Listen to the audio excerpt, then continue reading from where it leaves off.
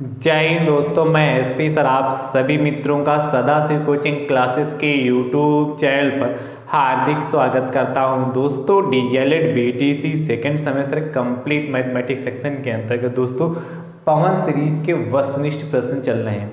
अभी तक मैंने आप सभी मित्रों को टोटल 61 वस्तुनिष्ठ प्रश्न प्रोवाइड करा दिए हैं और 62 नंबर दोस्तों होमवर्क में दिया। आज दोस्तों 65 नंबर से स्टार्ट करेंगे। बहुत ही ध्यान से, बहुत ही अच्छे से देखिएगा। ऐसा नहीं है कि सिर्फ पवन सीरीज को जो वस्तुनिष्ठ प्रश्न वही आप देख रहे हैं, उसके साथ में आप सभी मित्र उससे संबंधित प्रश्न जो और बन सकते हैं उस पर भी दोस्तों चर्चा कर रहा हूँ, इसलिए बहुत ही ध्यान से, बहुत ही अच्छे से देखिएगा। अभी तक टोटल मैंने 6 पार्ट प्रोवाइड करा दिए, ये 7वां पार्ट है। बहुत ही ध्यान से दोस्तों देखिएगा। आप सभी मित्र शुरुआत में इस वीडियो को अपने अपने स्तर से दोस्तों शेयर कर दीजिए, संख्या दोस्तों जरूर बढ़ाते रहिए। 65 नंबर देखिए, बहुत ही शानदार प्रश्न है और इसको मैं कई बार बता भी चुका हूं। -1 और 1 और 1 के बीच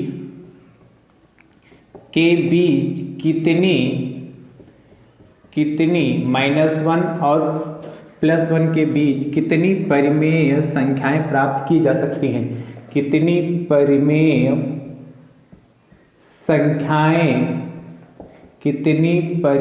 संख्याएं प्राप्त की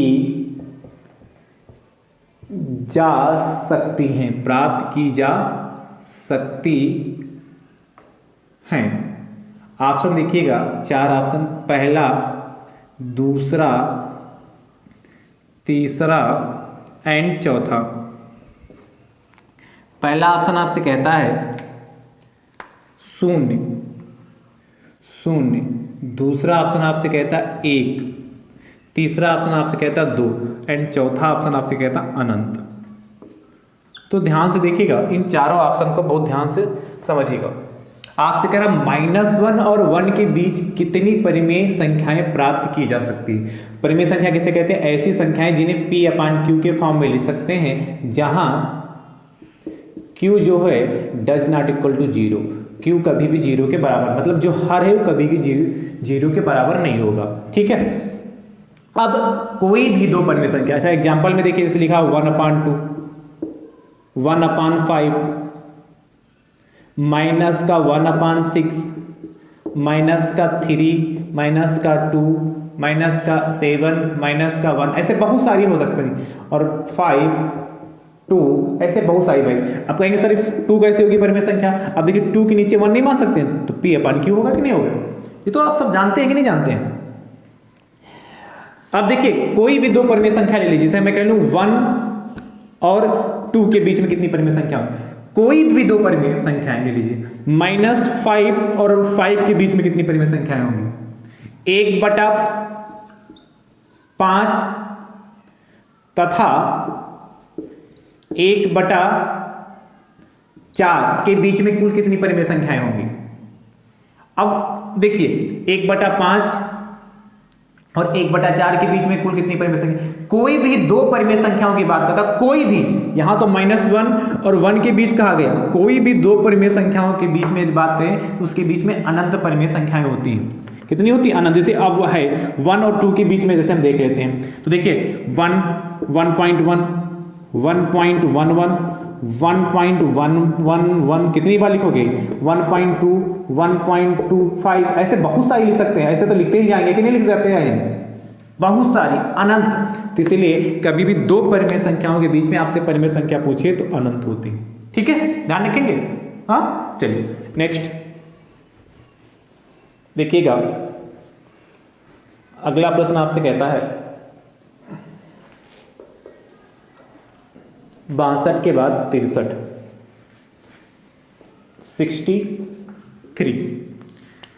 63 नंबर दोस्तों क्वेश्चन जो है वो आपसे कह रहा है, बहुत शानदार प्रश्न।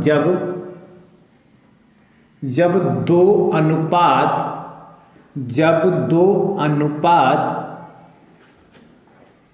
समान हो, जब दो अनुपात समान हो तो उनके ऐसे संबंध को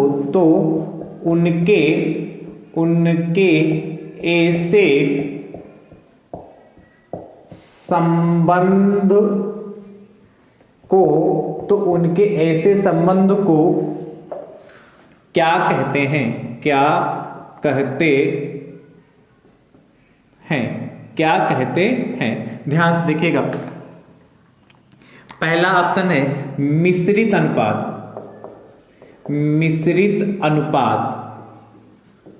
दूसरा ऑप्शन है आपके पास सरल अनुपात। तीसरा ऑप्शन आपके पास है समानुपात एंड चौथा ऑप्शन है इनमें से कोई नहीं। अब देखिएगा, ध्यान समझिएगा। देखिए कह रहा है जब दो अनुपात समान हो तो उनके ऐसे संबंध को क्या कहा जाता है? जैसे लिखा हो A अनुपात B और क्या C अनुपात D लिखा हो। अब ये दो अनुपात ये आपस में क्या हो? बराबर हो। वही तो कह रहा है जब दो अनुपात समान हो तो उनके ऐसे संबंध को क्या कहते हैं? तो मैंने आपको समझाया भी है, जब समानुपात पढ़ाया तो उसमें सिखाया था। जब दो अनुपात आपस में बराबर होते हैं तो उन्हें हम क्या कहते हैं? समानुपात कहते हैं। ये समानुपात का चिन्ह होता है। तो ये भी आपसे पूछ सकता है, जैसे कह रहे निम्नलिखित में से समानुपात का चिन्ह है और इस तरीके से लगा दे तो ये अनुपात का चिन्ह है, और जब इस तरीके से लगा दे तब ये हमारा समानुपात का चिन्ह। ये अनुपात का चिन्ह किसका चिन्ह है? अनुपात का। और ये किसका चिन्ह है? समानुपात का। ठीक है, तो जब दो अनुपात आपस में बराबर होते हैं तो हम समानुपात कहते हैं। ऑप्शन नंबर तीसरा। सरल अनुपात जैसे लिखा हो 2:3 तो ये हमारा सरल अनुपात कहलाएगा। और मिश्रित अनुपात क्या कहलाएगा? जैसे लिखा हो 2/3 और 5/6 लिखा हो, 5/6 या 5:6 लिखा हो तो 2/3 और 5:6। और मिश्रित अनुपात आपसे पूछे तो हम क्या करते हैं? इनके जो बाह्य पद होते हैं, ये जो इधर वाले पद और इधर वाले पद, मतलब शुरुआत के पदों का मल्टीप्लाई एक साथ करेंगे और बाद के पदों का, मतलब जो शुरुआत में पद 2, 5 है, शुरुआत में पद इनकी आपस में मल्टीप्लाई कर दे, 2 पंचे 10 हो गया। और जो बाहर इधर वाले पद लास्ट के पद हैं 3 3 18 हो गया, तो 10:18, 2 पंचे 10 हो गया और 3 18 हो गया। तो यानी कि इसको काटने 2 से कटेगा, 2 पंचे 10 और 2 9 18, यानी 5:9। यदि आपसे पूछता क्या 2:3 तथा 5:6 का मिश्रित अनुपात बताइए या मिश्र अनुपात बताइए, तब आप क्या बताते? 5:9 होगा। 5:9 होगा। बात समझ में? मिश्रित अनुपात क्या मतलब? शुरुआत में जो दे रखा हो उनकी आपस में मल्टीप्लाई कर दें और जो लास्ट में दे रखा हो उनकी आपस में मल्टीप्लाई कर दें। ठीक है, तो जो अनुपात बन के तैयार होगा वह हमारा मिश्रित अनुपात या मिश्रित अनुपात या मिश्र अनुपात कहलाएगा। बात क्लियर हो गया? तो तीनों मतलब मिश्रित अनुपात क्या होता है वो समझ गए, सरल अनुपात भी समझ गए और समानुपात भी समझ गए ना। चलिए अगला देखिएगा। चलिए ऐसा मैं देता हूं 5:9 तथा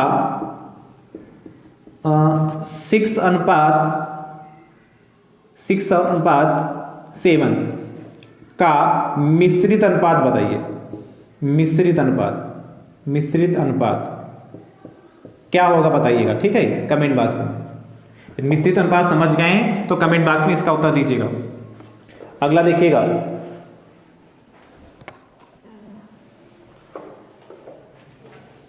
63 के बाद 64, 64 नंबर आपसे कहता है समानुपाती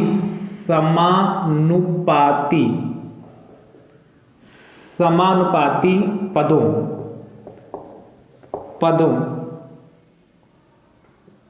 20:30 और बीच में समानुपात का चिन्ह, जिसके बारे में अभी चर्चा किया 60:90 में। ऑप्शन देखिएगा ध्यान से। पहला ऑप्शन आपसे कहता है 20 और 60 मध्य पद हैं, 30 और 90 बाह्य पद हैं। अगला 20 और 30 बाह्य पद हैं, बाह्य पद हैं। और लास्ट ऑप्शन है 30 और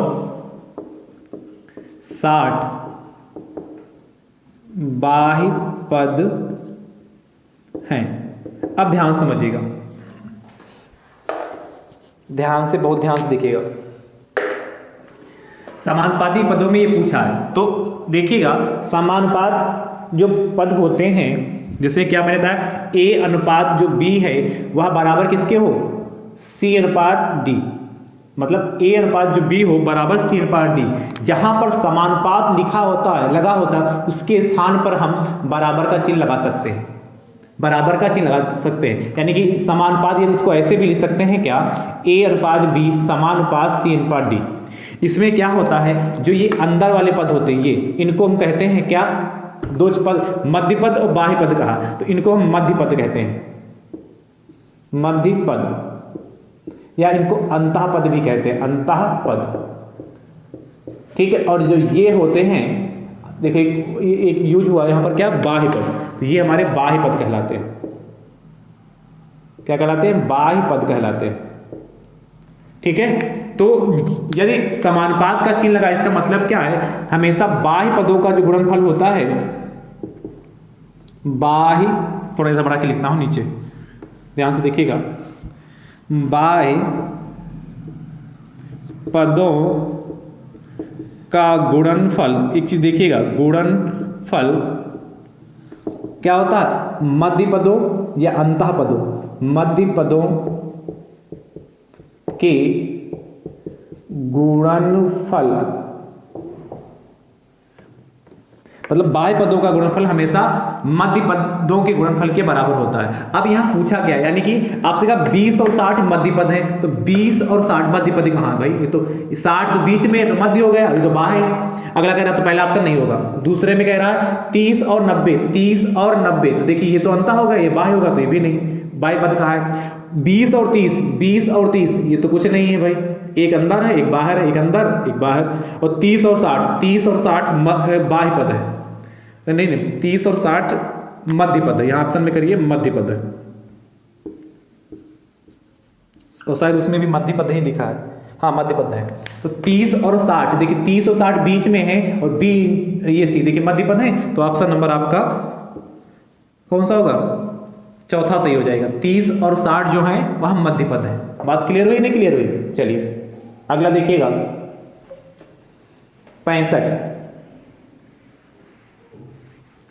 65 आपसे कह रहा है 65 क्वेश्चन है आपके पास।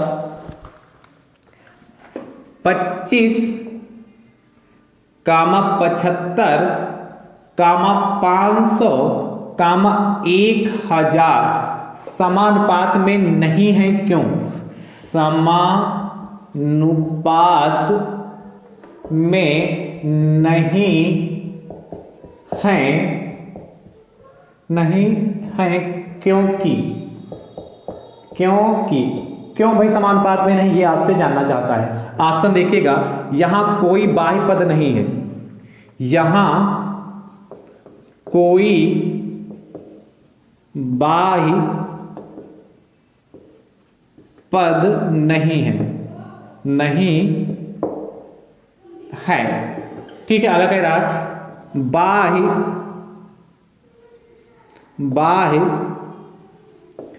पदों का गुणनफल, बाह्य पदों का गुणनफल बराबर मध्य पदों का गुणनफल नहीं है। और अगला कह रहा है बाह्य पदों का गुणनफल बराबर मध्य पदों का गुणनफल। ये सबसे आसान प्रश्न है, और लास्ट ऑप्शन कहता है मध्य पदों का गुणनफल, मध्य पदों का गुणनफल 3750 है। तो देखिए भैया, जिस हिसाब से अनुपात ऑप्शन दे रखे हैं 25, 75, 500 एक समानुपात में नहीं है। तो समानुपात में कब नहीं होंगे? जब बाह्य पदों का गुणनफल मध्य पदों के गुणनफल के बराबर ना हो। जब बाह्य पदों का जो गुणनफल है वह मध्य पदों के गुणनफल के बराबर नहीं होगा तो समानुपात में नहीं होगा। तो एक ऑप्शन दे रखा बाह्य पदों का जो गुणनफल है मध्य पदों का गुणनफल नहीं है। आप चेक करिएगा, मैं बता रहा हूं सिर्फ एक ही कंडीशन होती है जब बाह्य पदों का गुणनफल अंतः पदों के गुणनफल के बराबर नहीं होता है तो क्या होते हैं? समानुपात में नहीं होते हैं। ये बात क्लियर होगी कि नहीं क्लियर होगी? दूसरी बात कह रहा यहां कोई बाह्य पद नहीं, ऐसा कैसे? देखिए यदि इसको अनुपात में लिखे तो बाह्य पद ये होगा कि नहीं होगा? तो इसलिए पहला ऑप्शन नहीं होगा। दूसरा बाह्य पदों का गुणनफल बराबर मध्य पदों का गुणनफल, तो यदि ऐसा होता है ये समानुपात में होते। चेक करना चाहो तो कर सकते हैं। 25 की मल्टीप्लाई 1000 से करोगे तो 25,000, 75 की मल्टीप्लाई इससे करोगे तो कितना आएगा? 25 2 5 7 35 2 37 और क्या 2 0 कितना आएगा? तो देखिए मध्य पदों का गुणनफल कितना? 3750, यहाँ कितना 37,500, तो ये भी नहीं ऑप्शन होगा। और क्या सा? ये भी नहीं होगा। और देखिए बाह्य पदों का जो गुणनफल है ये इतना आया था और क्या मध्य पदों का गुणनफल इतना आ रहा है, तो क्या ये आपस में बराबर है? कतई बराबर नहीं। तो ये ध्यान रखिएगा, तीनों ऑप्शन नहीं होंगे, ये सेकेंड वाला ऑप्शन आपका सही होगा। ये बात समझ पाए कि नहीं समझ पा रहे? तो जब भी आपसे ऐसे समानुपात में नहीं है तो बस इतना बाह्य पदों का जो गुणनफल होगा मध्य पदों के गुणनफल के बराबर नहीं होगा तो समानुपात में नहीं होंगे, और यदि होगा तो वो समानुपात में होंगे। बस इतना ध्यान रखना है। नेक्स्ट, ध्यान से देखते रहिए। अगला आपसे कह रहा है 65 के बाद 66,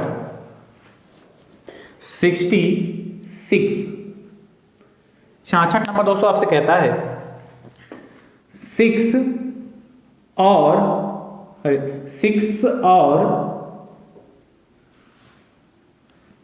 54, 6 तथा 54 का मध्यानुपाती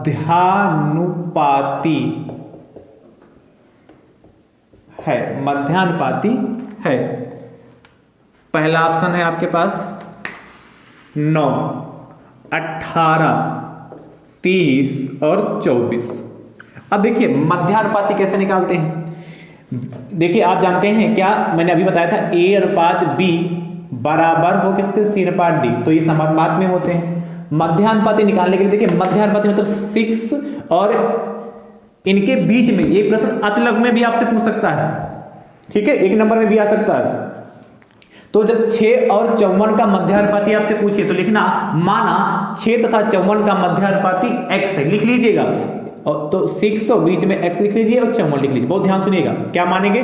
माना 6 और 54 का मध्यानुपाती बराबर x है। अब क्या करेंगे? आपको पता 4 टर्म होने चाहिए, तो देखिए इस तरीके से 4 टर्म बना लोगे।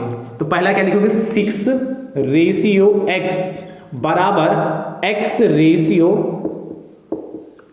54, 6 अनुपात x बराबर x, 6 अनुपात x बराबर x अनुपात 54। देखिए जिसके पे लाइन खींचिए तो 6 अनुपात x बना लिया, x अनुपात 54, क्योंकि 4 की जरूरत होती है समानुपात में। आप क्या करेंगे? 6/x बराबर x अपान 54 ले सकते हैं। एक तो तरीका ये है, या बाह्य पदों का गुणनफल सीधे अंतः पदों का गुणनफल के बराबर कर दें। अब x की मल्टीप्लाई x से x स्क्वायर, तो 6 × 54, ये हमारा होता है कितना? 6 चौक 24 और 6 पंचे 332, यानी कि x बराबर √, 324 ना, 6 चौक 24 और सिला के 2 6 पंचे 3, हाँ ठीक है। x बराबर आपका कितना? 18 आएगा। 324 18, 324 का वर्गमूल 18 होता है, ऑप्शन नंबर सेकंड सही हो जाएगा। बात समझ पाए? तो नीचे लिखना आता 6 और 54 का मध्यानुपाती बराबर 18, इस तरीके से कर सकते हैं। इसको आप क्या छोटे छोटे भागों में तोड़कर भी निकाल सकते हैं। जैसे इस तरीके से आपको 324 का वर्गमूल नहीं निकालना आता है, और ऐसे कैसे हो सकता है कि नहीं आता होगा? निकालना आता है कि नहीं आता? चलिए 66 के बाद 67, 67, इसको नोट कर लीजिए। 67 नंबर दोस्तों आपसे कहता है क्या? 5 रेशियो 5 और क्या मतलब 5:5 समानुपात x अनुपात 45 में x का मान होगा। देखिए आपको समानुपात के बारे में चाहे कुछ ना पता हो तब भी इस प्रश्न को आप सॉल्व कर सकते हैं। कैसे? 10, 45, 25 और 35। अब देखिएगा मैंने क्या कहा, चाहे आप समानुपात के बारे में कुछ जानते हैं या नहीं भी जानते हैं तब भी आप इस प्रश्न को लगा सकते हैं। कैसे? देखिए इतना तो आपको ध्यान ही होगा जब कभी समानुपात आपने पढ़ा होगा, और ऐसा कैसा कि आपने पढ़ा नहीं होगा। क्या 5 अनुपात, देखिए 5/5 अनुपात का मतलब 5/5 लिख सकते हैं, और समानुपात हमने कहा जहां भी समानुपात मिले उसके स्थान पर आप बराबर लगा लीजिए, x अपान ना 45 हो गया। अब देखिए 5 एकम 5, 5 एकम 5, तो क्या 1 बराबर x अपान 45 हो गया। क्रॉस मल्टीप्लिकेशन तो x बराबर 45। कौन सा ऑप्शन नंबर सेकंड सही हो जाए। कितना आसान है, कुछ करना है कि नहीं। और एक तरीका क्या, इसकी मल्टीप्लाई से कर देते हैं और इसकी मल्टीप्लाई से कर देते हैं, जो समानुपात के नियम से लगाते हैं। आप चाहे ऐसे सॉल्व करें चाहे समानुपात के नियम से सॉल्व करें, नंबर आपको पूरे मिलेंगे। अगला 68 नंबर देखिएगा, 68। 68 आपसे कहता है, फिर से वही प्रश्न आएगा, 16 और 40 का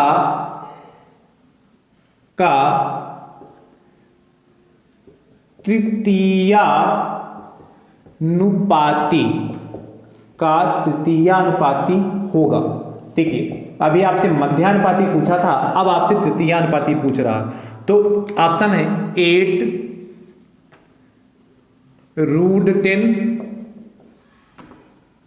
56, 100 और 160। तो देखिएगा कैसे करेंगे इसको। सब में नियम यही लगना है, बाह्य पदों का जो गुणनफल होगा, मतलब क्या इनकी मल्टीप्लाई बाह्य पदों का जो गुणनफल होगा वह अंता पदों के गुणनफल के बराबर होगा। बस सब में यही लगना है। क्या AD बराबर BC, ये सब में यही लगना, A इंटू डी करेंगे बराबर B इंटू सी करेंगे। देखिएगा 16 आपसे 16 और 40 का तृतीयानुपाती, तो तीसरे नंबर पे मध्यानुपाती कहा था, तो x को मैंने बीच में रखा था, मध्य में रखा था, और जब से आपसे क्या कह रहा है तृतीयानुपाती कह रहा, तो क्या करेंगे हम तीसरे स्थान पे रखेंगे। तो देखिए बस वही बनाइए इस तरीके से। तो क्या लिखोगे, 16:40 बराबर 40:x, या बराबर की जगह पर यहां पर एक बार समानुपात लगा लें, जैसे इस तरीके से आप समानुपात भी लगा सकते हैं यहां पर। तो देखिए 16/40 हो गया, अनुपात का मतलब भी होगा समानुपात की जगह बराबर 40/x हो गया। क्रॉस मल्टीप्लिकेशन कर लें तो 16x बराबर 40 गुणे 40। अब देखिए x बराबर 40 गुणे 40/16, भाई x के गुणे में 16 है, तो देखिए 4 से काटिए, 10 बचा जाके 4 चक्कू 16, 4 एकम 4, 4 एकम 4 10, तो x बराबर 100 आ गया। यानी इसका द्वितीय अनुपाती कितना हो गया, 100 होगा। ऑप्शन नंबर आपका थर्ड सही हो जाएगा। कितना आसान है कि नहीं। अगला ध्यान से देखिएगा,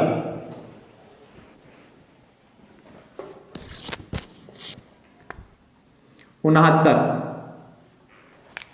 69 कह रहा आपसे, x² + 2y + 3 कैसा व्यंजक है, कैसा व्यंजक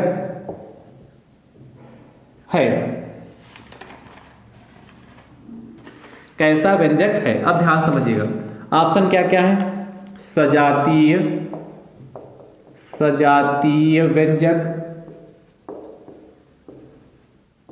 दूसरा विजातीय व्यंजक,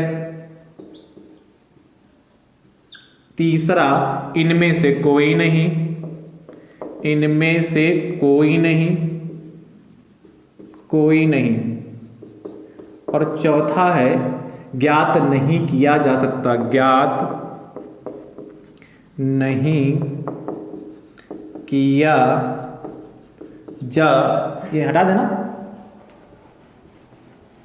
सकता, ज्ञात नहीं किया जा सकता। अब ध्यान से समझिएगा,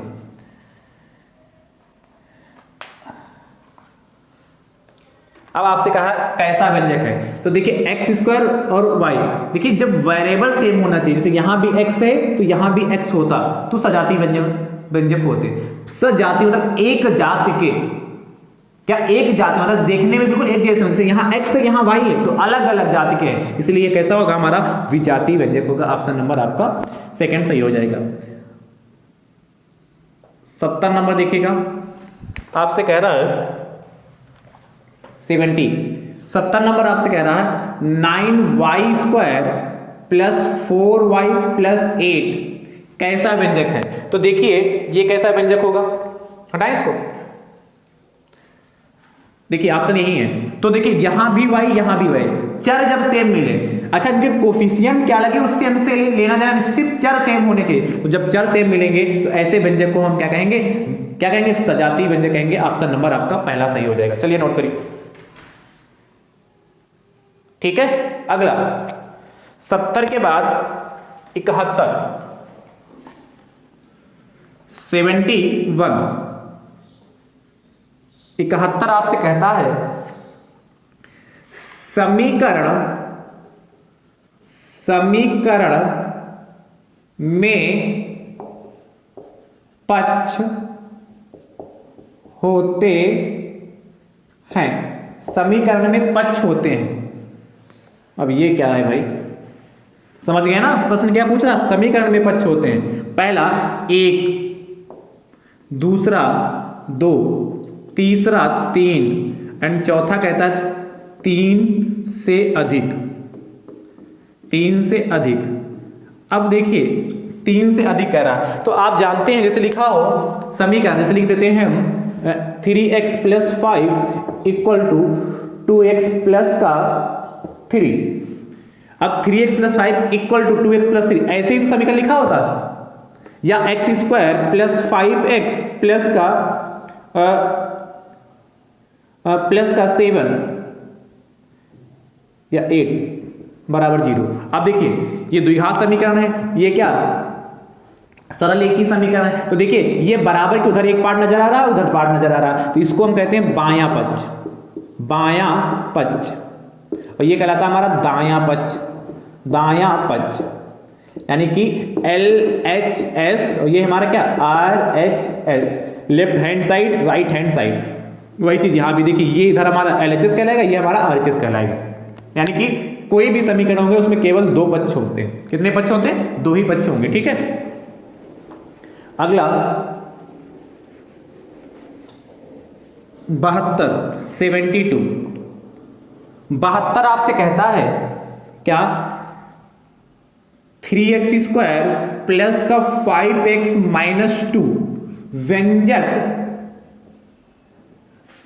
कैसा समीकरण है, कैसा समीकरण है, समीकरण है, कैसा समीकरण आपसे जानना चाहता है। तो ध्यान से समझिएगा, ऑप्शन क्या है, द्विघात। अगला ऑप्शन क्या है, सरल समीकरण, सरल समीकरण। अगला ऑप्शन आपके पास है n घात समीकरण, n घात समीकरण। अगला आपके पास है विघात समीकरण, विघात समीकरण, ठीक है। तो देखिएगा ध्यान से, आपको पता है यह क्या 3x² प्लस 5x - 2, मैंने बताया कोई भी समीकरण हो और उसमें आपको चर की मैक्सिमम पावर देखनी है, चर की अधिकतम, वेरिएबल जो होता है XYZ उसकी मैक्सिमम पावर देखनी। तो यहां पर x है, देखिए x की अधिकतम घात कितनी, 2, और x की जितनी अधिकतम घात होगी वह उतने घात का समीकरण होगा। तो इसमें x की अधिकतम घात 2 है, इसलिए यह द्विघात समीकरण होगा। सरल समीकरण क्या होगा, जैसे लिखा होता है, अभी लिखा था 5x + 3 बराबर 2x प्लस का 9। अब ये हमारा क्या सरल समीकरण है। जब एक घातीय समीकरण होता है तो उसे सरल रेखीय समीकरण कहते हैं। n घात समीकरण मतलब बहुघातीय समीकरण हो, 3 से अधिक घातें जिसमें होंगी, या कहते हैं 2 क्या 3 से, मतलब जैसे बहुघातीय से क्या त्रिघातीय हो सकता समीकरण, जैसे x³ plus x square plus x plus 1 बराबर 0। और इसके आगे जब बढ़ेंगे तो उसको हम क्या बहुघातीय या n घात समीकरण में डाल देते हैं। ठीक है, चलिए अगला 72 के बाद 73, 73 नंबर दोस्तों आपसे कहता है 73 नंबर x प्लस 1 का क्यूब बराबर 0 व्यंजक कैसा उदाहरण है। व्यंजक कैसा उदाहरण है। एग्जाम्पल, द्विघात अभी मैंने समझाया है, द्विघात, त्रिघात, n घात, सरल, मतलब जैसे लिखा है सरल समीकरण, n घात समीकरण, त्रिघात समीकरण, द्विघात समीकरण। तो आपको पता है यह कैसा होगा, त्रिघात समीकरण होगा भाई। x प्लस 1 का होल क्यूब है, तो ये a प्लस b का होल क्यूब क्या होता है, जब इसको ओपन करोगे तो क्या होता है, a cube plus b cube plus 3ab और ब्रैकेट में a प्लस b। इसी के आधार पर यदि इसको ओपन करेंगे तो x प्लस 1 का होल क्यूब, a की जगह पर x, b की जगह पर 1, तो क्या x cube plus 1 cube plus 3a into B, तो a x इंटू 1 यानी x ही रहेगा, ब्रैकेट में x प्लस 1 होगा। ठीक है, ये तो देखिए इसमें मैक्सिमम पावर कितनी है पूरे में, यदि इसको और सॉल्व कर लो तो x क्यूब प्लस 1 प्लस अंदर मल्टीप्लाई कर दो 3x स्क्वायर और प्लस का x, 3x स्क्वायर प्लस का 3x, नहीं 3x की मल्टीप्लाई x से करोगे 3x स्क्वायर हो गया, और 3x की मल्टीप्लाई 1 से करो 3x हो गया, यानी देखिए x cube plus 3x square plus 3x plus 1। अब देखिए इसमें मैक्सिमम पावर कितनी आ रही है भाई, यहां भी x, यहां भी x, यहां भी x, तो वेरिएबल की मैक्सिमम पावर देखनी है, तो वेरिएबल x है और x की मैक्सिमम पावर 3 है, इसलिए त्रिघात समीकरण। ठीक है, 73 के बाद 74, 74 नंबर दोस्तों आपसे कहता है किसी त्रिभुज का क्षेत्रफल, किसी त्रिभुज का क्षेत्रफल ज्ञात करने का सूत्र, ज्ञात करने का सूत्र लिखिए। अब देखिए किसी त्रिभुज के क्षेत्रफल ज्ञात करने का सूत्र में लिखना है, तो भैया ये क्या होता है, तो ध्यान से देखिएगा क्या होता है, 1/2 आधार गुणे ऊंचाई। दूसरा ऑप्शन है 1/2 आधार स्क्वायर। तीसरा है a plus B plus C by 2, और इनमें से कोई नहीं, इनमें से कोई नहीं। ध्यान से देखिएगा, नोट करिए भाई, नोट कर लीजिए फटाफट। ठीक है, तो आज की क्लास आप सभी मित्रों को कैसी लगी कमेंट बॉक्स में बताइएगा, और जो ये प्रश्न मैंने लिखा है इसका उत्तर दोस्तों कमेंट बॉक्स में आप जरूर दीजिएगा। सभी को आता है पर उत्तर जरूर दीजिएगा। ठीक है, आप सभी मित्र अच्छे से सीखते रहिए और वीडियो को अपने अपनी हिस्सा से शेयर भी करते रहिए। थैंक यू सो मच दोस्तों, राधे राधे दोस्तों।